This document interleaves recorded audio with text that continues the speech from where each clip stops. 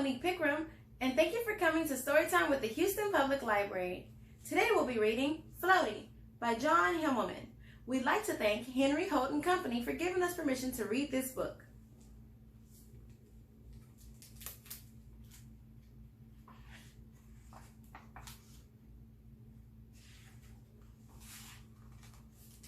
Mr. Raisin lived alone in a little house.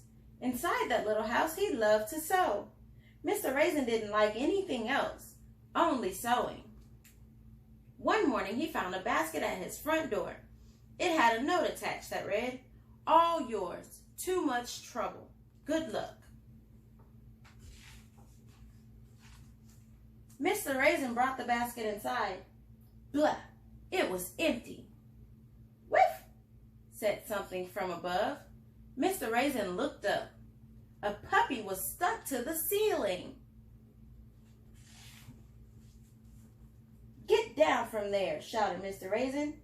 He nudged the dog with his broom. The dog slid across the ceiling and into the other room. Mr. Raisin climbed into a chair and grabbed the dog. "Outside with you," he said. He opened the door. He was about to let the dog go, but he stopped. "You'll just float away, won't you?" Mr. Raisin brought the dog inside. "This doesn't mean you're staying," he said to the dog, "but I guess dogs need to eat, even annoying ceiling dogs." He put a bowl of cornflakes on the floor. "Whiff!" said the dog from the ceiling. "Oh, you can't come down." Mr. Raisin tossed the cornflakes one at a time into the air.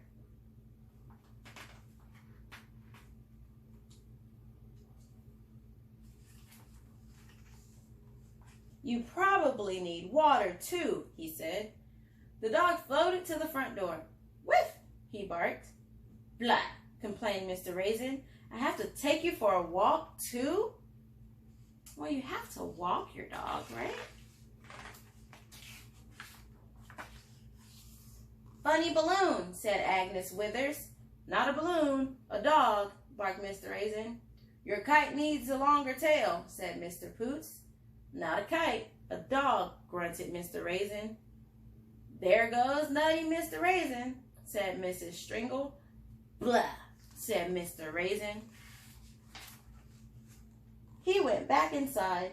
Mr. Raisin wasn't used to having company, but the dog stayed out of his way most of the time. At night, he was a terrible blanket hog. You see how he floats away with the blanket? It's not his fault, though. But as time went by, Mr. Raisin thought less and less about getting rid of the dog. "I guess you'll need a name," he says. "I will call you Floaty." Mr. Raisin chuckled at the silly name. He hardly ever chuckled. One morning when they were out for a walk, the leash snapped. Oh no! Floaty floated away. As Floaty disappeared into the clouds, Mr. Raisin realized how much he loved his dog. Floaty floated for days and nights. Back at home, Mr. Raisin sent up balloons carrying food in case his dog floated by. The food never found Floaty, but he didn't go hungry. He's stealing pizza. They'll never know.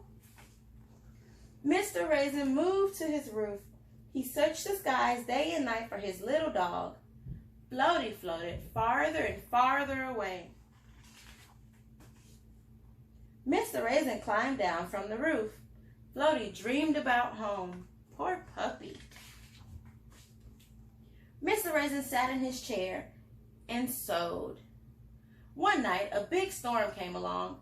Lightning and thunder exploded all around the dog. Oh no, poor Floaty. Just then, a voice called from overhead. "Up here, Floaty." Mr. Raisin lowered his freshly sewn hot air balloon and scooped up his dog. All that sewing paid off. "Blah," he said. "You're not too much trouble. You're just the right amount of trouble." The end. Thank you for joining me today. Hope to see you soon. Bye.